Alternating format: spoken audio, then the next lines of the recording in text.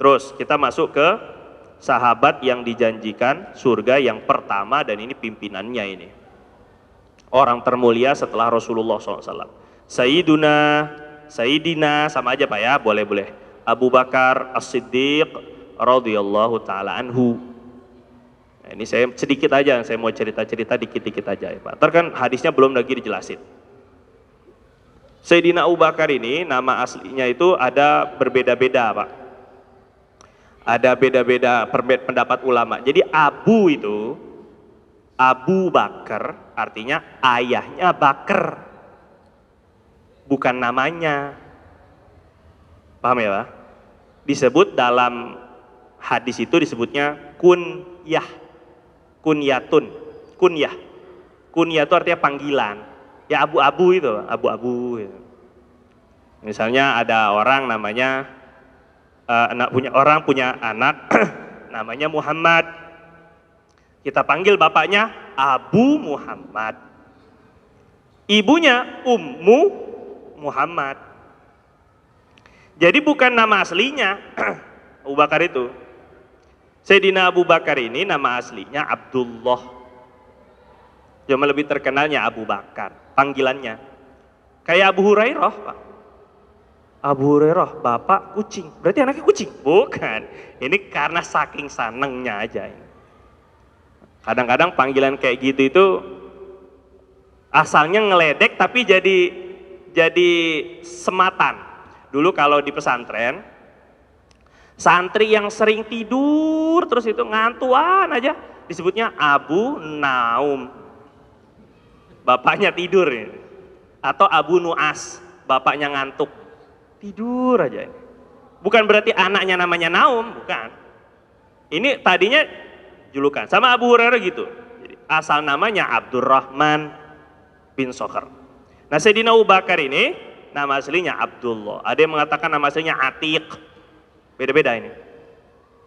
Bapaknya namanya Abu Kuhafah. Abu juga. Abu-abu ini. Abu Kuhafah ini nama aslinya Utsman. Ayahnya Sayyidina Abu Bakar ini. Bukan Sayyidina Utsman bin Affan, bukan.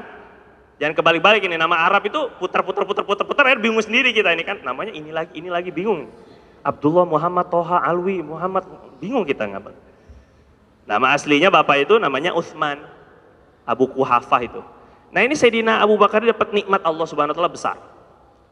Karena Sayyidina Abu Bakar itu ayahnya sahabat.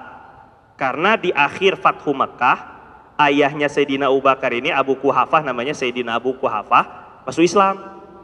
Ketika Fathu Mekah, Sayyidina Abu Kuhafah, namanya Utsman tadi. Dan beliau, ibunya udah masuk duluan, masuk Islam duluan. Kemudian anaknya, cucunya, ini semua. Jadi dapat nikmat luar biasa Sayyidina Abu Bakar ini. Keluarganya. Dan ketika beliau jadi khalifah, ayahnya tuh masih hidup. Satu-satunya khalifah yang ayahnya masih hidup, masih ada, Sayyidina Abu Bakar. Karena nggak mungkin jadi khalifah, biasanya kekhalifahan itu turunnya kan ke anak. Ya tunggu ayahnya meninggal dulu baru jadi khalifah dia orang, bawahnya ini kan. Nah, ini Sayyidina Abu Bakar sudah jadi khalifah Rasul, ayahnya masih hidup. Sayyidina Abu Kuhafah itu tua sekali. Dulu ayahnya ini masuk Islam ketika Fathu Mekah, pembukaan kota Mekah. Sayyidina Abu Bakar ini langsung gandeng, Pak ayo ikut, gandeng langsung, bawa, padahal udah tua ini, jalannya pun udah lemah-lemah, datang ke Nabi, Pak ini nih, Nabi nih, ayo masuk Islam langsung, masuk Islam. Akhirnya masuk Islam, kata Rasul, Bakar, bukan, Abu Bakar, kan Rasul ini kan panggilannya kan. Abu Bakar, hala na'ti hadza syekh. Biarin aja, mestinya kami yang mendatangi bapak ini. Saya aja yang datang ke rumah, jangan beliau datang ke saya. Allah karim. Rasul itu tawadunya gitu tuh Pak sama orang-orang tua ini. Mestinya saya aja, Abu Bakar suruh saya datang ke rumah kamu. Jangan bapak kamu bawa ke sini, nggak sopan dasar. Gitu lebih kurang bahasa kita ini. Tapi kata Sayyidina Abu Bakar, enggak ya Rasulullah. Dia ini yang harus datang gitu lah. Beliau ini ayah saya lebih layak untuk datang kepada engkau. Karena di pandangan itu tidak ada yang lebih mulia daripada Rasulullah. Dan ini wajar. Akhirnya mengucap dua kalimat syahadat. Nah Rasul tuh ngelihat ubannya udah putih, ya namanya Sayyidina Abu Bakar aja udah tua, apalagi anaknya, apalagi ayahnya. Ini kan. Jadi udah ubanan, ini banyak uban. Kata Rasul, ayah, pak, halla khadabta sya'rak. Kayaknya ini hada khadabta hada sya'ar. Kayaknya nih rambut putihnya ini diwarnain bagus nih pak. Gitulah lebih kurang. Jadi sunnah orang yang punya uban itu warnain rambut, namanya khidab atau inai.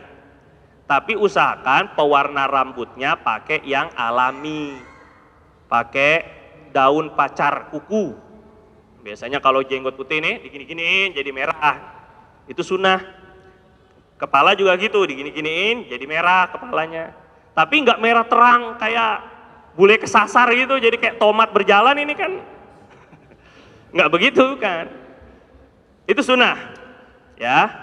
Wala tusawit, tapi Pak kata Nabi kalau bisa jangan hitam. Makanya dalam mazhab Imam Syafi'i mewarnai warna hitam hukumnya haram. Karena ada unsur penipuannya gitu. Jadi boleh mewarnai sunnah kalau punya uban. Adik-adik yang nggak punya uban nggak usah diwarnai, ngapain diwarna-warnai ini kan? Nggak ada tuntutannya. Nanti kalau udah beruban doa aja sama Allah biar cepet ubanan, baru bisa mewarnai, gitu ya. Sunnah ini.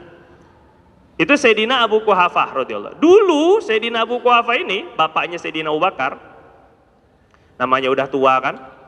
Sayyidina Abu Bakar itu bawa uang 70 dirham. Ya kurang lebih dalam 500 ribu ya, 70 dirham, 500 ribuan ya, kurang lebih. Hah? 500 juta? 5 juta ya? Oh iya 5 jutaan. Dan itu uang terakhir, dibawa semua ini uang keluarganya itu dibawa semua. Datang ke Nabi itu ngasih dah. Bapaknya ini Abu Quhafah sebelum masuk Islam dulu, Sayyidina Abu Quhafah datang ke rumahnya Sayyidina Abu Bakar. Buka, ternyata kakek yang nyambut anaknya, namanya Asma, kakaknya Siti Aisyah, Asma binti Abu Bakar. Sayyidatuna Asma nyambut, kakek mau apa kek? Enggak, saya mau ngecek aja nih, saya ngelihat Abu Bakar kok kayaknya bantu Muhammad mulu nih, ninggalin duit nggak buat kalian ini keluarganya? Ditinggal hurut, nah gitu lah lebih kurang ini kan. Dakwah, ninggalin duit nggak buat keluarga? Padahal nggak ninggalin. Nanti saya bahas ini. Padahal nggak ninggalin. Tapi Sayyidatuna Asma, putri Sayyidina Abu Bakar, inilah Pak ya. Kalau mau kayak Sayyidina Abu Bakar yang menghabiskan hartanya habis-habisan, keluarga ini harus diperkuat imannya dulu. Karena kitanya mungkin iman kita udah seperti Sayyidina Abu Bakar, pengennya semua harta semuanya kita sumbangin. Tapi keluarga kita nggak siap, jadi fitnah, dosa malah. Sabarnya mereka belum siap, imannya, yakinnya dengan janji Allah belum siap. Kalau keluarga Sayyidina Abu Bakar udah siap semuanya. Makanya anaknya itu Sayyidatuna Asma, beliau ini pintar, masih kecil padahal. Masukin dalam karung, ambil dompetnya Sayyidina Abu Bakar itu,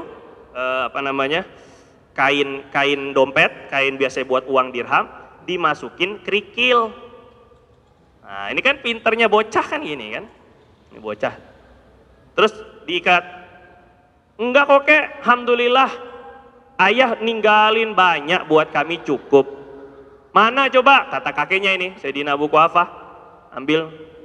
Ini kayak coba aja pegang, tapi nggak dibuka. Namanya orang tua kan dibohongin sama anak kecil ya biasa. Kertek. Oh iya, ini uang. Oh iya, ini emas ini banyak. Oh ya kalau segini nggak apa-apa. Dia mau khuruj, mau keluar, mau ninggalin kalian nggak masalah. Yang penting keluarganya ada yang ditinggal. Ini katanya ini. Padahal dibohongi sama Sayyidatuna Asma. Tapi bohong-bohong yang berpahala lah gitu ya mungkin. Karena tidak, agar menjaga agama ini tetap stabil. Nah, itu begitu pengorbanan Sayyidina Abu Bakar. Suatu ketika, ini pertama ini, iman itu yang paling penting. Dulu Rasulullah bilang, Abu Bakar tuh yang melebihi kalian tuh apanya? Ya iman. Imannya ini yang paling penting. Kata Nabi, lawuzina imanul ummah fi kafatin. Seandainya iman seluruh umatnya Nabi itu dikumpulin dalam satu takaran. Wa imanu Abi Bakrin fi kafah, dan imannya Abu Bakar juga di satu takaran. La rojaha bihim, imannya Abu Bakar masih lebih kuat daripada iman seluruh umat. Allah. Waktu orang-orang semuanya ragu-ragu, Rasul ini nabi bukan, tapi Sayyidina Abu Bakar ketika dikasih tahu, Abu Bakar, aku diangkat Allah menjadi nabi, langsung Sayyidina Abu Bakar beriman, gak pakai nanti kata Nabi itu gitu.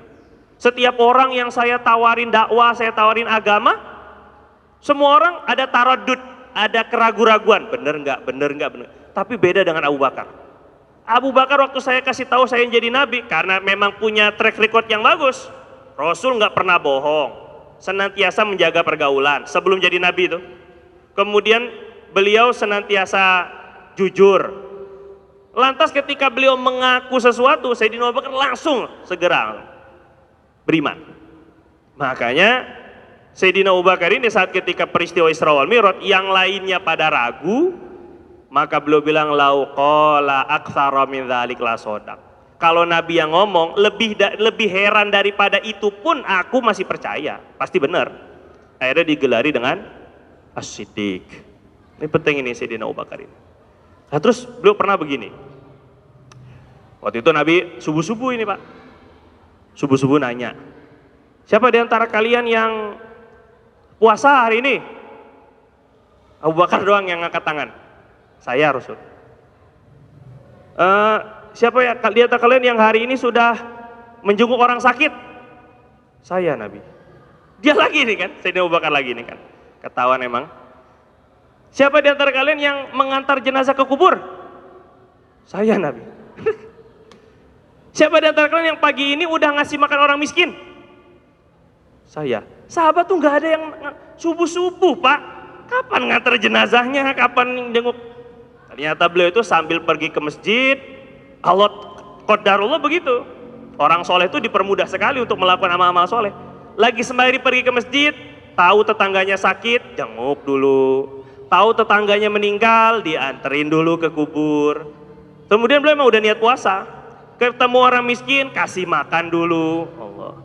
Maka kata Nabi, la yajtami'u hadhil khisal fi yaumin illa dakhalal jannah.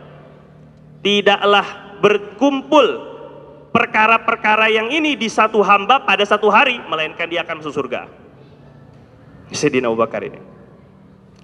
Itu suatu ketika dulu itu membuktikan iman. Ini saya mau bicara imannya Sayyidina Abu Bakar ini. Ketika Rasulullah SAW wafat, orang itu pada stres Pak. Sahabat Nabi sampai ada yang, ya Allah saya udah nggak bisa hidup lagi ya Allah, matikan sekarang juga, meninggal Pak. Karena terlalu galaunya Rasulullah meninggal, wafat. Ada yang, ya Allah saya minta dibutakan mata saya aja ini sekarang, sudah nggak bisa ngelihat Nabi, udah matikan mata saya, butain aja ya Allah, buta seketika itu. Ada yang jadi seperti orang gila, seperti Sayyidina Utsman, ditegor bengong aja, ditegor, disalami nggak jawab, diajak ngobrol nggak jawab, shock, Rasulullah meninggalin. Tapi imannya Sayyidina Abu Bakar inilah yang menggetarkan iman sahabat itu. Akhirnya ketika Sayyidina Abu Bakar naik panggung, Sayyidina Umar aja bilang, yang bilang Rasulullah meninggal, wafat, mati, saya penggal kepalanya. Ternyata yang ngomong kayak gitu Sayyidina Abu Bakar. Naik mimbar, kata beliau ini, Rasulullah SAW itu sudah meninggal. Man kana ya'budu Muhammadan fa inna Muhammadan qad mat. Yang menyembahnya, yang beribadahnya, yang berimannya karena Nabi, sekarang Nabi sudah nggak ada, sudah meninggal. Terang-terangan itu. Sayyidina Umar nggak mungkin menggal Sayyidina Abu Bakar kan? Yang ngomong Sayyidina Abu Bakar, yang nggak berani lah. Kalau sahabat yang lain mungkin. Tapi kalau karena saking nggak percayanya Sayyidina Umar itu. Kata Sayyidina Abu Bakar, kalau nyembahnya nyembah Rasulullah udah meninggal. Wa man kana ya'budullah fa innahu hayyun la yamut. Tapi yang menyembahnya, yang beribadahnya karena Allah, Allah Maha hidup, nggak akan mati. Akhirnya belum membacakan ayat Quran, afa imma ta'u qutilan qalabatum ala aqab. Afa imma ta'u qutilan qalabatum ala aqabikum. Apakah kalau Nabi udah meninggal atau terbunuh kalian akan mundur dari iman? Itu Sayyidina Abu Bakar itu. Imannya ini menguatkan iman para sahabat. Ilmunya, Ini mau sampai kapan ini? Jam 11 ini, baru 2 sahabat ini nanti deh. Gimana mau 10 ini bang? Ini kan susah ini bang kan? Karena menceritakan satu katanya cuma sedikit-sedikit aja cuplikan. Beri cuplikannya aja ini saya. Saya nggak cerita full. Ini ilmunya Sayyidina Abu Bakar itu diakui. Beliau ini hafal Quran. Terus kalau beliau baca Quran itu pasti nangis. Makanya saat ketika Rasulullah SAW masih hidup, terus mau meninggal dunia itu, yang disuruh untuk jadi imam, itu Sayyidina Abu Bakar. Maaf sekali ya Pak. Yang menjadi imam itu ternyata bukan Sayyidina Abdullah bin Mas'ud.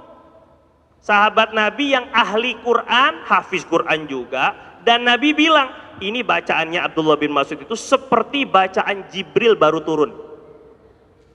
Kalau Jibril ini baru bawa wahyu baru turun, itu bacaannya itu seperti Sayyidina Abdullah bin Mas'ud. Kalau ada yang mau tahu bagaimana bacaan, seperti kiroahnya, bacaannya Abdullah bin Mas'ud. Tapi ternyata bukan Sayyidina Abdullah Mas'ud yang jadi imam. Bukan juga Sayyidina Tamimuni Dari, sama hafiz Quran juga. Bukan juga misalnya Sayyidina Abu Musa al-Asy'ari, ahli Quran yang suaranya enak. Abu Musa al-Asy'ari itu dari Yaman. Sampai Nabi muji, Abu Musa, laqad utita mizmaron min mazamiri ahli Daud. Abu Musa, kamu ini punya suara, kamu sudah diberikan suara seperti serulingnya Nabi Daud. Serulingnya maksudnya suaranya Nabi Daud. Kamu ini suara kamu ini seperti kamu diberikan nikmat seperti Nabi Daud kamu ini. Enak. Tapi ternyata bukan Abu Musa al-Asy'ari, Pak. Siapa yang jadi suruh Nabi jadi imam? Sayyidina Abu Bakar. Karena memang yang Nabi lihat itu ilmu. Pertama ini, untuk jadi imam itu apa? Ilmunya. Bukan sekedar hafalannya, bukan sekedar suaranya, bukan sekedar pakaiannya, tapi ilmunya. Jadi saat ketika Sayyidina Abu Bakar disuruh, itu sampai anaknya Siti Aisyah itu komplain loh. Kan istri Nabi nih. Rasul maaf kalau Abu Bakar, kalau ayah yang jadi imam, Abu Bakar maksudnya. Ini orangnya cengeng. Anaknya sendiri rojulan asif. Asif tuh asep, cengeng. Maksudnya suka nangis itu, maksudnya sedih. Kalau baca Quran tuh sedih gitu. Jadi takut nanti orang gak selesai-selesai sholatnya. Nangis mulu, terharu apa. Kalian ini, para penggoda Yusuf, karena ngikut seperti Sayyidatuna Zulaikha. Zulaikha itu nggoda Nabi Yusuf kan. Inna kunna lisawahibu Yusuf. Kalian perempuan-perempuan ini suka nggoda aja kayak teman-temannya Nabi Yusuf sana tuh. Dulu Nabi Yusuf kan digoda sama perempuan itu kan. Sampai motong-motong itu. Muru Abu Bakar falyusalli bin nas. Suruh Abu Bakar yang jadi imam. Seakan Rasul tuh nggak mau yang lain. Padahal udah dikomplain sama anaknya sendiri. Enggak, Abu Bakar jadi imam, saya nggak mau tahu pokoknya. Begitu. Karena Sayyidina Abu Bakar ini ilmunya paling tinggi. Paham ya Pak ya? Dulu waktu Nabi ceramah itu Nabi sakit. Ini majelis terakhirnya Nabi. Nabi sakit, udah berat, sahabat ini nunggu-nunggu, jarang keluar Nabi itu. Akhirnya Nabi itu naik mimbar. Terakhir ini, Rasulullah naik mimbar terakhir. Beliau bilang, Inna abdan khayyarahullah. Sesungguhnya ada seorang hamba diberi pilihan baina antakuna lahu zahratud dunya. Hamba ini diberi pilihan sama Allah, apakah mau kenikmatan dunia wa baina an yakuna ma ma'ahu, atau mendapatkan karunia langsung dari Allah, bersama Allah. Pilihannya dunia atau bersama Allah, maksudnya meninggal. Ada seorang hamba diberi pilihan sama Allah. Baru ngomong kayak gitu, yang lainnya bengong nungguin apa maksudnya nih Rasulullah ngomong kayak gitu. Sayyidina Abu Bakar udah paham. Nangisnya. Ya Rasulullah, fidaka abi wa ummi wa auladi. Ya Rasulullah, saya berani menebus jiwamu dengan ayah saya, ibu saya, anak-anak saya. Saya berani tebus. Sahabat ini bingung, ini orang ngapain nangis-nangis ngomong kayak gitu. Orang Rasulullah lagi cerita tentang hamba, ternyata hamba itu Rasulullah. Tapi yang paham duluan siapa? Sayyidina Abu Bakar. Makanya beliau ini luar biasa lah pokoknya ilmunya itu ya. Nah sekarang kita baru baca hadisnya apa ya. Ini baru sedikit cuplikannya itu. Terus An Qais qala, karena judulnya di judul di posternya itu 10 hadis dari 10 sahabat. Saya kira suruh ceritain 10 sahabat aja, ternyata dijebak tambahannya. Ada 10 hadisnya. Jadi akhirnya tambah lagi saya ini kan. Akhirnya bikin hadis dari 10 sahabat ya. Masing-masing sahabat nanti 1 hadis. Jadi cuma 10 hadis saja Pak, enggak banyak-banyak kita mengajinya. Cuma 2 jam. Terusnya. An Qais qala qama Abu Bakar, Sayyidina Abu Bakar ini pernah suatu ketika berdiri di atas mimbar. Fahamidallah wa athna alaih. Beliau mengucapkan alhamdulillah, memuji Allah, mau khutbah beliau. Tsumma qala, kata beliau, ya ayyuhan nas, wahai manusia, orang, innakum taqra'una hadhil ayah, sesungguhnya kalian faham dan mengetahui ayat ini. Ya ayyuhalladzina amanu alaikum anfusakum la yadurrukum man dhalla idza tadaitum. Ada ayat Quran bunyinya gini Pak. Wahai orang beriman, hendaklah kalian urus diri kalian sendiri. Orang-orang yang sudah sesat dari jalan Allah tidak akan bisa mencederai kalian. Ada orang-orang yang gak mau beriman, biarin aja. Mereka itu tidak akan memberi bahaya apapun kepada kalian. Ini kata Sayyidina Abu Bakar. Ini dalam ayat Quran. Kalian itu dengan ayat ini sehingga meninggalkan dakwah. Sayyidina Abu Bakar ini marah ini. Dengan ayat Quran yang seperti ini, akhirnya orang jadi mikirin yang penting saya ibadah, yang penting saya udah soleh, yang penting saya udah baik, yang penting saya itikaf, yang penting saya mikirin dirinya aja. Karena kata Allah, alaikum anfusakum, hendaklah kalian mikirkan diri kalian sendiri saja, urus diri kalian. Kata Allah, la yadurukum man dhalla idza tadaitum. Orang-orang yang gak mau ikut, orang-orang yang gak mau soleh, orang-orang yang jahat, orang-orang sesat, itu tidak akan memberi kerugian apapun kepada kalian, kata Allah. Gara-gara ayat ini ada orang yang salah tafsir, akhirnya gak mau dakwah. Oh yang penting saya udah, yang penting kita soleh udah, gak apa-apa, udah gak usah urus mereka-mereka tuh. Gak ada dakwah ya. Sayyidina Abu Bakar marah. Ini yang beliau komplain, bukan ayatnya yang dikomplain, tapi penggunaan ayatnya yang gak tepat. Ini maksud ayat ini Bapak Ibu, kita ini ngurus diri sendiri kalau kita sudah mendakwahi. Sudah dakwah nahi mungkar, berusaha semampu kita, mereka ternyata tetap tidak mau ikut. Diajak kajian gak mau, disampaikan untuk ayo sholat Pak, gak mau juga. Maka kalau kita sudah dakwahi, baru la yadurrukum man dhalla idza tadaitum. Kalau kita sudah dapat hidayah, kita sudah jadi orang baik, maka kita udah berusaha untuk dakwah. Mereka yang nggak mau ngikut, nggak apa-apa, kita nggak ada bahaya apapun, kita udah nggak dosa, itu maksudnya. Jelas siapa ya, itu maksud ayat. Tapi orang salah paham, dikira orang dengan ayat ini akhirnya ngurus diri sendiri, ibadah aja, yang penting saya soleh.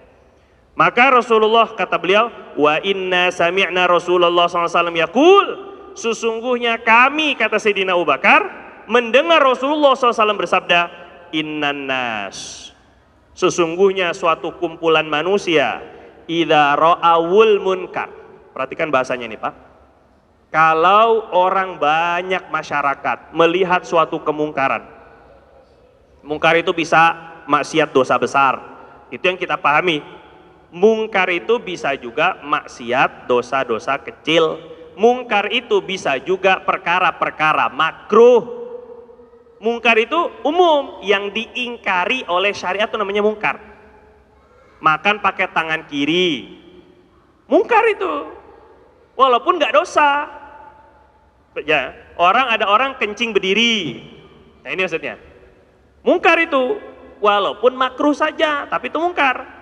Cuma kalau di dalam hadis ini memang yang lebih kuat dimaksudkan adalah perkara yang haram karena ada ancamannya. Jadi bukan perkara makruh juga, bahaya ini. Ini perkara haram khususnya. Kalau ada orang melihat satu kumpulan masyarakat, komunitas, jamaah, ngelihat ada yang melakukan kemungkaran, falam yughayyiru, kemudian mereka tidak berupaya untuk merubah kemungkaran itu, nggak ada fikir, nggak ada risau, apalagi usaha, fikir aja enggak, bodoh amat. Orang nggak sholat, bodoh amat. Itu mungkar, itu nggak sholat itu. Ada anak nggak bakti sama orang tua, marah-marahin orang tua, bodoh amat. Itu mungkar itu. Jadi bukan perkara mungkar itu bukan hanya yang zina, mabok, judi, bukan hanya itu. Sekarang yang dia ingkari yang diharamkan oleh syariah. Kemudian mereka tidak merubahnya, ausyaka ayya'ummahumullah bi'iqabih, maka tunggu sebentar lagi Allah akan meratakan mereka dengan hukumannya, dengan azabnya. Hampir nggak lama lagi kata Nabi itu. Nah ini yang takutnya apa? Iqab atau hukuman Allah itu bisa berupa hal-hal yang nggak tampak. Harga barang-barang naik, jangan-jangan, nah ini dia, minyak langka, jangan-jangan gara-gara kita tidak dakwah. Jangan-jangan karena kita tidak berupaya, tidak risau dengan kemungkaran di sekitar kita. Ini yang kita khawatirkan. Ausyakallahu ayyuhammahumullah bi'iqabih. Jadi yang walaupun kata Sayyidah Aisyah sampai bilang, ya Rasulullah anuhlaku wa fina solihun. Nabi, apakah kita juga akan diazab kalau di tengah-tengah kita ada orang soleh? Tapi orang soleh buat dirinya sendiri. Dia rajin baca Quran, rajin sholat, rajin zikir. Tapi nggak berupaya untuk memperbaiki sekitarnya. Itu apakah kita juga akan diazab sama Allah? Dihancurkan, dimusnahkan? Kata Nabi, na'am, iya. Walaupun ada orang soleh tetap dimusnahkan. Tapi nanti Allah Subhanahu wa ta'ala bangkitkan di hari kiamat sesuai dengan amalan dan niatnya masing-masing. Tetap nanti di hari kiamat yang soleh yang masuk surga, yang gak soleh yang masuk neraka, itu tetap. Cuma di dunianya kalau azab tuh kalau udah turun rata, banjir ya banjir semua. Yang soleh ya banjir, yang gak soleh setengah soleh, apalagi gak soleh ya kebanjiran. Ini namanya azab. Jadi hati-hati sekali kita dari Sayyidina Abu Bakar ini kita paham sekali dakwah. Beliau tuh baru pertama kali masuk Islam itu langsung dakwah, mendakwahkan ini agama sampai bawa 6 orang masuk Islam berikutnya.